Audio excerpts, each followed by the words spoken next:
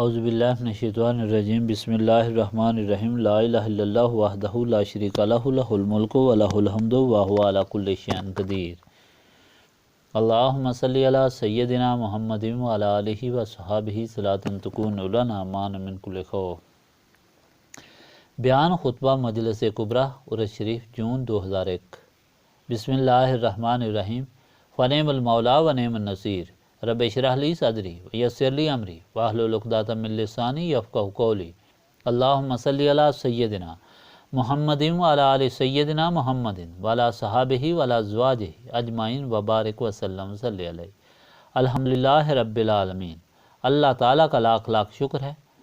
مالک نے اپنی یاد کی توفیق اور موقع عطا فرمایا۔ لاکھوں اور کروڑوں درود حضرت محمد مصطفیٰ صلی اللہ علیہ وآلہ وسلم پر، جن کے طفیل مالک نے یہ مہربانی فرمائی ہے، آمین۔ سامعین کرام، اللہ تعالیٰ نے قرآن پاک میں ارشاد فرمایا ہے، اعوذ باللہ من الشیطان الرجیم بسم اللہ الرحمن الرحیم یہدی بہ اللہ من اتبع رضوانہ سبل السلام ویخرجہم من الظلمات الی النور بإذنہ ویہدیہم الی صراط مستقیم۔ بے شک آ گیا ہے اللہ کی طرف سے تمہارے پاس نور اور کتاب روشن، دکھاتا ہے اس کے ذریعے اللہ ان کو جو پیروی کرتے ہیں اس کی خوشنودی کی جو سلامتی کی راہ ہے، اور نکالتا ہے ان کو اندھیرے سے روشنی کی طرف اپنے حکم سے، اور دکھاتا ہے ان کو سیدھا راستہ۔ پچھلی مرتبہ کہ میری باتیں آپ کو یاد ہوں گی جو گزشتہ عرص میں آپ کو سناتا رہا ہوں، ان میں سب کا خلاصہ یہ ہے کہ اللہ تعالیٰ خالق، مالک، رب العالمین، اور ربوبیت کا تقاضا یہ ہے کہ رب اپنی مخلوق کی ہر ضرورت کو پورا کرتا ہے، اور انسان کی سب سے بڑی ضرورت ہدایت ہے۔ اگر ہدایت نہ ہو تو نہ آخری زندگی سدھر سکتی ہے اور نہ دنیاوی زندگی قرار سے گزر سکتی ہے۔ اللہ تعالیٰ نے یہ انسانی ضرورت اپنے رسولوں اور کتب سماوی کے ذریعے پوری کی۔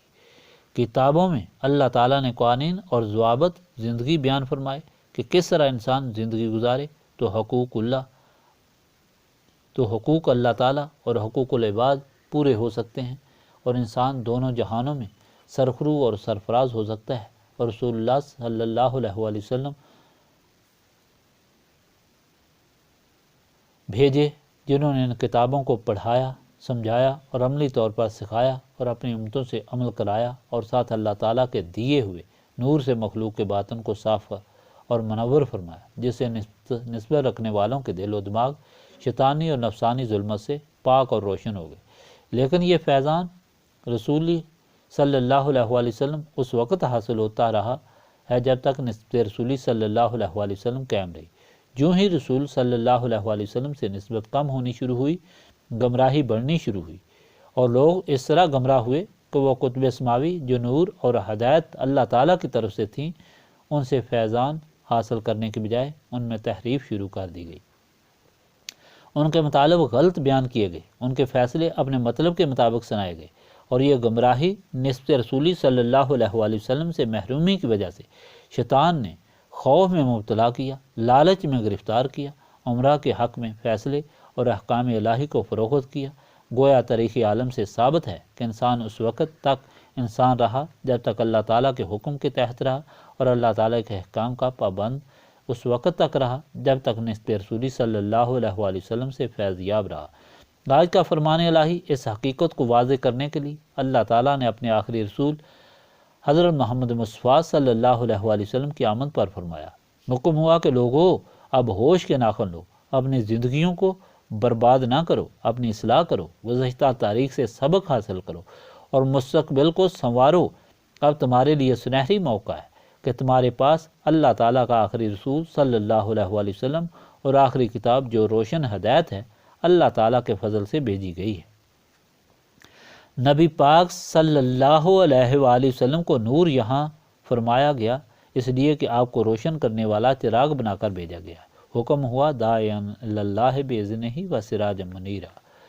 اللہ تعالیٰ کی طرف بلانے والا اور روشن کرنے والا چراغ بنا کر بھیجا گیا ہے۔ گھٹا ٹوپ اندھیرے میں وہی رہنمائی کر سکتا ہے جو خود روشن ہو، جس کی روشنی میں راہ دکھائی دے، اور انسان سلامتی ایمان سے سفر طے کرے، ورنہ بلانے والا بلاتا رہے، مسافر سنتا رہے، سفر سلامتی سے طے نہیں ہو سکتا،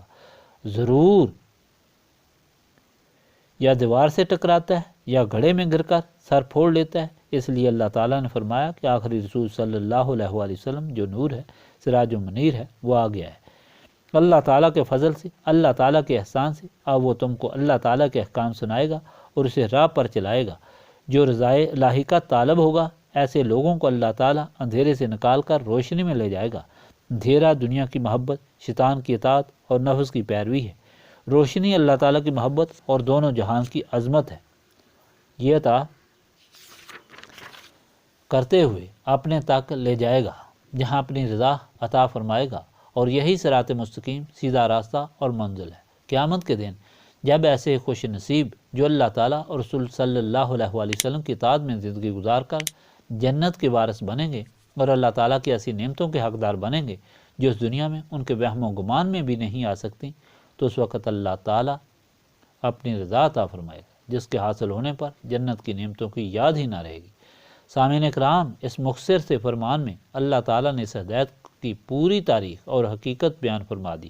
کہ ہدایت کا ذریعہ اب صرف حضرت محمد مصطفیٰ صلی اللہ علیہ وآلہ وسلم کی ذات ہے۔ آپ صلی اللہ علیہ وآلہ وسلم ہی کے ذریعے اللہ تعالیٰ اب ہدایت بھی دے گا، سلامتی کی راہ پر بھی چلائے گا اور اندھیرے سے نکال کر روشنی میں لے جائے گا، آخری انعام رضا الہی عطا فرمائے گا۔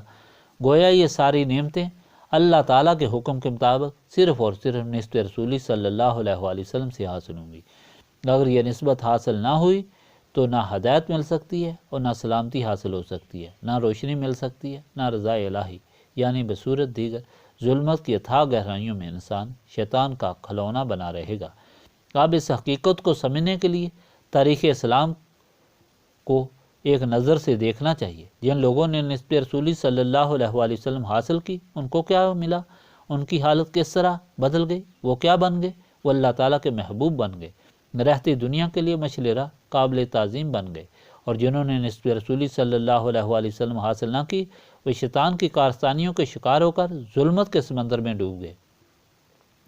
اور دونوں جہانوں میں رسوا اور ذلیل ہو گئے، باوجود اس کے کہ وہ عالم بھی تھے، قوم کے سردار بھی تھے، حکمران بھی تھے، دولت مند بھی تھے، لیکن کوئی چیز کام نہ آ سکی۔ اور کام آئی تو صرف نسبت رسولی صلی اللہ علیہ وآلہ وسلم۔ حضور پاک صلی اللہ علیہ وآلہ وسلم کے ان غلاموں کی زندگی ہمارے لیے بہت بڑا سبق اور ہدایت اور اس حقیقت کا ثبوت ہے۔ جب ساری دنیا اندھیرے میں ڈوبی ہوئی تھی، اپنے خالق کو بھول کر اپنے ہاتھوں سے پتھروں، تانبے اور لوہے کے بتوں کو بنا کر ان کے سامنے سر ٹیکتے تھے، اپنی ماؤں کو باپ کی وراثت سمجھ کر ان سے نکاح رچاتے تھے، اپنے ہاتھوں اپنی معصوم بچیوں کو زندہ زمین میں دباتے تھے، ایسے بھیانک وقت میں جب نور ظاہر ہوا، مشرق سے مغرب تک روشنی پھیل گئی، تو آپ صلی اللہ علیہ وآلہ وسلم کے ساتھ نسبت رکھنے والے غلاموں کے دل کی دنیا ہی بدل گئی اور دوسرے لوگوں سے اس طرح مختلف چمکنے لگے جس طرح ہیرا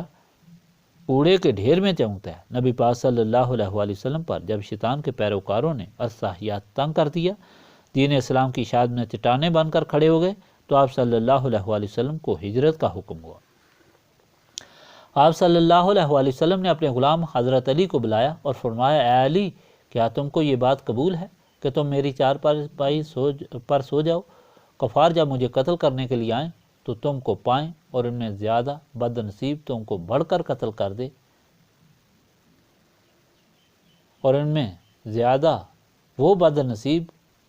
تم کو بڑھ کر قتل کر دے، تو نسبت رسولی صلی اللہ علیہ وآلہ وسلم سے آراستہ اور پیراستہ غلام رسول صلی اللہ علیہ وآلہ وسلم حضرت علی رضی اللہ تعالیٰ عنہ کا جواب ہمارے دلوں کو زندگی اور روح کو تازگی بخشتا ہے۔ وہ یہ تھا کہ یا رسول اللہ صلی اللہ علیہ وآلہ وسلم، میں اس بات پر راضی ہوں کہ میری روح آپ صلی اللہ علیہ وآلہ وسلم کی روح پر قربان ہو جائے اور میرا جسم آپ صلی اللہ علیہ وآلہ وسلم پر قربان ہو جائے۔ میں ایسی زندگی سے محبت کر سکتا ہوں یا چاہ سکتا ہوں جو اس زندگی کے علاوہ ہو، آپ صلی اللہ علیہ وآلہ وسلم کے حکم کی بجاوری ہو اور آپ صلی اللہ علیہ وآلہ وسلم کے غلاموں کی محبت اور مدد میں ہو اور آپ کے دشمنوں سے جہاد میں گزرے، اور یہ زندگی میسر نہ ہو تو میں ہرگز زندہ رہنا پسند نہیں کرتا۔ اس فیضان نسبت رسولی صلی اللہ علیہ وآلہ وسلم پر جو انعام ملا نبی پاک صلی اللہ علیہ وآلہ وسلم نے فرمایا اے ابو الحسن تیرے اس قول کی تصدیق لوح محفوظ کے معقلین نے کی ہے، اور انہوں نے اس بات کی بھی تصدیق کی ہے کہ جو ثواب اللہ تعالیٰ نے ذوالقمرار میں آپ کے لیے تیار کر رکھا ہے اس کی مثل نہ کسی نے سنا ہے نہ دیکھا ہے اور نہ کسی کے ذہن میں اس کا تصور آیا ہے۔ پھر نبی پاک صلی اللہ علیہ وآلہ وسلم نے محب صادق غلام حضرت بکر صدیق کو یاد فرمایا، یا ابو بکر ایسی بات پر راضی ہو کہ تم میرے ساتھ ہو، جس طرح میری تلاش کی جاتی ہے اس طرح تمہاری تلاش کی جائے، اور تم اس بات سے پہچانے جاؤ کہ جس دین کی تبلیغ میں کر رہا ہوں اس پر تم نے مجھے برانگیختہ کیا، پھر میری وجہ سے تم کو طرح طرح کے عذاب دیے جائیں، کیا تم اس صورت حال پر راضی ہو؟ اس پر نسبت رسولی صلی اللہ علیہ وآلہ وسلم سے مالا مال غلام صادق کا جواب پیش ہوا، یا رسول اللہ صلی اللہ علیہ وآلہ وسلم اگر میں اتنی عمر زندہ رہوں جتنی دنیا کی عمر ہے، اس لمبی طویل عمر میں مجھے سخت ترین عذاب دیے جائیں، نہ مجھ پر وہ موت نازل ہو جو مجھے اس عذاب سے نجات دے، اور نہ مجھے ان مصائب سے نجات دی جائے، اور سب مصیبتیں اذیتیں حضور پاک صلی اللہ علیہ وآلہ وسلم کی محبت میں دی جائیں، تو یہ ساری اذیتیں اور یہ عذاب مجھے اس بات سے زیادہ پیاری ہیں کہ میں آپ صلی اللہ علیہ وآلہ وسلم سے علیحدہ نعمت اور خوشی کی زندگی بسر کروں اور دنیا کے سارے بادشاہوں کے ملکوں کا مالک ہوں۔ یا رسول اللہ صلی اللہ علیہ وآلہ وسلم میری بیوی میرے بچے سب حضور پاک صلی اللہ علیہ وآلہ وسلم پر قربان، اس پر اس نعمت عظیم کو جو سینے عظیم کو سنیے جو حضور پاک صلی اللہ علیہ وآلہ وسلم نے عطا فرمائی۔ حضور نے فرمایا کہ یقیناً اللہ تعالیٰ تمہارے دل پر آگاہ ہو گیا ہے، اور تیری زبان پر جو کلام جاری ہوا ہے اس کو تیرے دل سے مطابقت ہے اور ہم آہنگ پایا ہے، اور تجھے میرے لیے بے منزلہ کان اور آنکھوں کے کر دیا ہے، نیز جسم کے سر کا اور بدن کا جو روح سے تعلق ہے وہ تیرا اور میرا تعلق ہے۔ سامعین کرام، آپ نے سنا کہ نسبت رسولی صلی اللہ علیہ وآلہ وسلم کے کیا فیضان ہیں، انسان کو کہاں سے کہاں تک لے جاتی ہے۔ دل سے پوچھیں کہ اس سے بڑھ کر کوئی اور نعمت دنیا اور دین کی کوئی ہو سکتی ہے؟ اہل ایمان جانتے ہیں ہرگز نہیں۔ یہی وجہ ہے کہ ہمارے مرشد برحق غوث المعظم اعلیٰ حضرت پیر نذیر احمد رحمۃ اللہ علیہ نے ہمیں اس دولت اعظم سے آشنا کیا اور اس کی تعلیم عطا فرمائی، تاکید کی صرف اور صرف نسبت رسولی صلی اللہ علیہ وسلم ہی وہ چیز ہے جو بندے اور مولا کے تعلق کو زندہ کرتی ہے اور فیضان مصطفیٰ صلی اللہ علیہ وسلم سے سرشار کرتی ہے۔ اس کے بغیر بے شک انسان حاجی ہو، عبادت گزار ہو، روزہ دار ہو، شب بیدار ہو، ان فیوز و برکات سے محروم رہتا ہے۔ یہی وجہ ہے کہ جو ہمیں سمجھ عطا ہوتی ہے ہمارے دل میں اس مرشد اعظم کی محبت اور عقیدت زیادہ سے زیادہ ہوتی جاتی ہے، اور ہمارے دل میں بھی انہی خواہشات کے سمندر ابلتے ہیں جو حضرت علی اور حضرت بکر صدیق کی تھیں، جن کا آپ کے سامنے بیان کیا۔ حاضرین مجلس، اس عرس کا مدعا بھی یہی ہے کہ آپ کو نسبت رسولی صلی اللہ علیہ وآلہ وسلم کی ضرورت اور فیضان سے آشنا کیا جائے، اور دن رات جانی مالی قربانی دے کر اللہ تعالیٰ کو راضی کر کے اس کے سامنے اس دولت عظیم کی بھیک مانگی جائے، کیونکہ اس کے حصول میں ہماری فلاح ہے۔ اس لیے یہاں آتے ہوئے، یہاں ٹھہرے ہوئے یہی مدعا سامنے رکھیں تاکہ آپ کی ساری تکلیف اسی مقصد کے لیے ہو اور آپ کو قرب الہی اور قرب مصطفیٰ صلی اللہ علیہ وآلہ وسلم حاصل ہو۔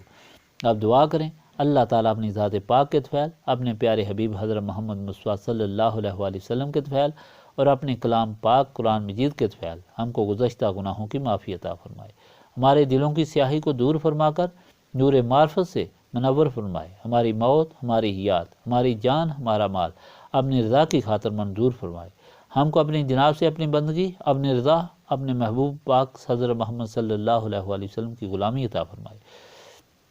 اللہ تعالیٰ حاضرین مجلس کی تمام آرزویں قبول فرمائے۔ اللہ تعالیٰ بیماروں کو شفا عطا فرمائے، بے اولادوں کو اولاد عطا فرمائے، محتاجوں کو غنی کرے۔ خادمین لنگر جنہوں نے اپنی طاقت سے بڑھ کر جانی اور مالی خدمت کی، ان کو ان کی خدمت سے بدرجہ زیادہ جزائے خیر عطا فرمائے۔ بہت سے لوگ جو اس عرصہ میں فوت ہو گئے ان کے لیے دعا کریں، اللہ تعالیٰ ان کی مغفرت فرمائے، ان کو جنت الفردوس میں جگہ عطا فرمائے، آمین۔ اللہم صلی علی سیدنا محمد وعلی آلہ وصحبہ صلاۃ تکون لنا امان من کل خوف۔ ربنا تقبل منا انک انت السمیع العلیم وتب علینا انک انت التواب الرحیم۔ سبحانک ربک رب العزت عما یصفون وسلام علی المرسلین والحمد للہ رب العالمین۔